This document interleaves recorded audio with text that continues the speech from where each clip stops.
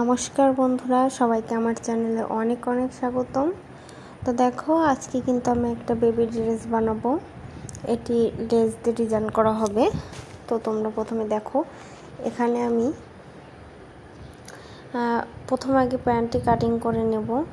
এখানে প্যান্ট আর জামা দুটোই বানাবো। এখানে 1.5 গজ পরিমাণ কাপড় আছে, 3 হাত বহরের। তো কাপড়টিকে প্রথমে কিন্তু খুব ভালো করে মেলে নিতে হবে। দেখো, আমি খুব ভালো করে আগে মেলে নিচ্ছি। প্রথমে 2 ভাঁজ দিয়ে নেব। যেহেতু কাপড়টা একটু কুচকে আছে, সেজন্য কিন্তু খুব ভালো করে আমি হাত দিয়ে সমান করে নেব। তা না হলে কিন্তু কাটতে গেলে আমাদের অনেক অসুবিধা হয়ে যাবে। আর হ্যাঁ, আমি জামাটি তৈরি করব 2.5 বছর বেবির জন্য। তো দেখো, কাপড়টিকে কিন্তু আমি খুব ভালো করে শার্ট করে নিচ্ছি।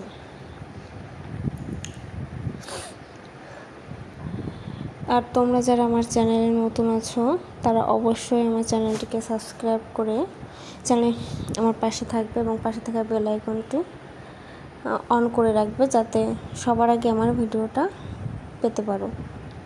তো দেখো, এখানে কিন্তু আমি খুব ভালো করে ভাঁজ করে নিয়েছি। প্রথমে 2 ভাঁজ করেছি, এরপরে কিন্তু আমি 4 ভাঁজ করে নিচ্ছি। এবার দেখো, খুব ভালো করে এভাবে কিন্তু নিচের দিকে কিন্তু বন্ধ সাইডটি থাকবে আর অপর পাশে কিন্তু খোলা সাইডটি থাকবে।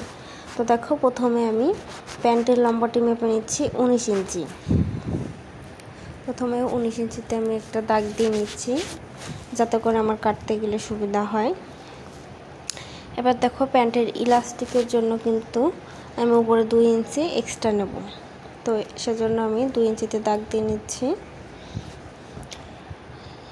এবার দেখো, 2 ইঞ্চি কিন্তু ঠিক আছে। আর যে বাড়তি যে অংশটুকু আছে, সেটুকু কিন্তু পরে উপর থেকে আমি কেটে ফেলব। এবার দেখো, এখান থেকে আমি 10 ইঞ্চিতে মার্ক করে নিচ্ছি। এবার এটুকু আমি খুব ভালো করে দাগ দিয়ে নেব। দেখো, খুব ভালো করে কিন্তু দাগ দিয়ে নিচ্ছি।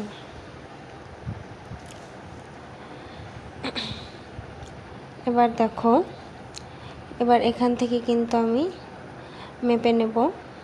নিচে কিন্তু আমার কুচি তৈরি হবে হাঁটুর ওখান থেকে, যেমনটা সারারা বা গারারা বলো তোমরা, যেমনটা প্যান্ট থাকে, আমি কিন্তু সেই টাইপের প্যান্ট তৈরি করব। তো দেখো, এখানে কিন্তু আমি সমান করে দাগ দিয়ে দিচ্ছি, যেহেতু কেটে নেব। এবার দেখো, এখান থেকে আমি পুরো মেপে নিচ্ছি। এখানে কিন্তু আমার 11 ইঞ্চিতে দাঁড়িয়েছে এবং 2 ইঞ্চি উপরে গিয়ে কিন্তু আমি একটা দাগ দিয়ে নিচ্ছি। যেহেতু আমার কুচি দেওয়া প্যান্ট তৈরি হবে, সে কিন্তু হাঁটুর মাপ অনুযায়ী কিন্তু আমার ওখানে দাগ দিয়ে নিতে হবে। এখানে আমার হাঁটুর মাঝ বরাবর আছে 5 ইঞ্চি, আমি আরেকটু বাড়িয়ে নিচ্ছি 6 ইঞ্চি। সেলাই মার্জিনের জন্য 6 ইঞ্চি নিয়ে নিচ্ছি। এবার দেখো, আমি দাগ দিয়ে দিচ্ছি এভাবে করে।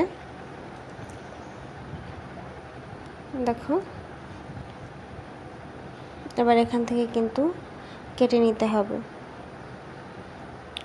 তো এইবার দেখো, আমার ঝুল আসছে কত পর্যন্ত।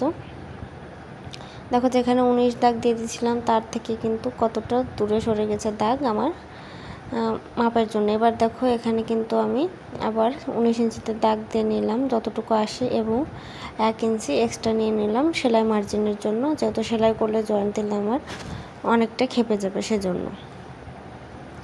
এবার দেখো, আমার কিন্তু কাটিংটি করে নেব আমি। দেখো কিভাবে কাটিং করছি। এখানে যত বড় বাচ্চা হোক না কেন, তার মাপ অনুযায়ী কিন্তু কাটিং করতে হবে। এখানে হাঁটুর মাপটাই মেন। হাঁটুর মাপটা এখানে যতটা হবে ঘের আর কি, সে অনুযায়ী কিন্তু ওখানে দাগ দিতে হবে। এবার দেখো, নিচের কুচির অংশটুকু আমি কেটে নিচ্ছি। এবার আমি তোমাদের দেখাচ্ছি ঠিক কিভাবে আমি তৈরি করব প্যান্টটি।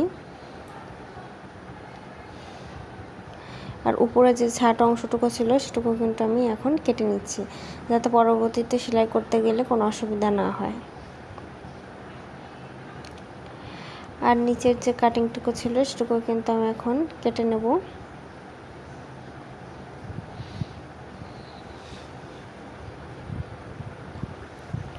দেখো, খুব ভালো করে কেটে নিচ্ছি।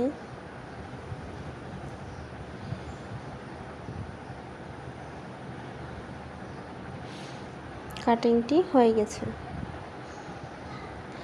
এবার দেখো কিভাবে আমি প্যান্টটি তৈরি করব। নিচের দিকে আমার বাকি যে নিচের অংশটুকু আমি কাটিং করেছিলাম সেটুকু দিয়ে কিন্তু আমি কুচির অংশ তৈরি করব। দেখো এই হচ্ছে আমাদের প্যান্ট, আর উপরে হচ্ছে ওটুকু যেটুকু দাগ দেওয়া আছে ইলাস্টিকের ক্ষেত্রে চলে যাবে, আর মাঝ বরাবর কিন্তু আমি লেস বসাবো। দেখো এরকম লেস দিয়ে কিন্তু দেবো, আর নিচের কুচিতেও কিন্তু আমি লেস বসাবো। তো যারা তোমরা সেলাইয়ের ভিডিও দেখতে চাও অবশ্যই কমেন্ট করো এবং চ্যানেলটিকে সাবস্ক্রাইব করে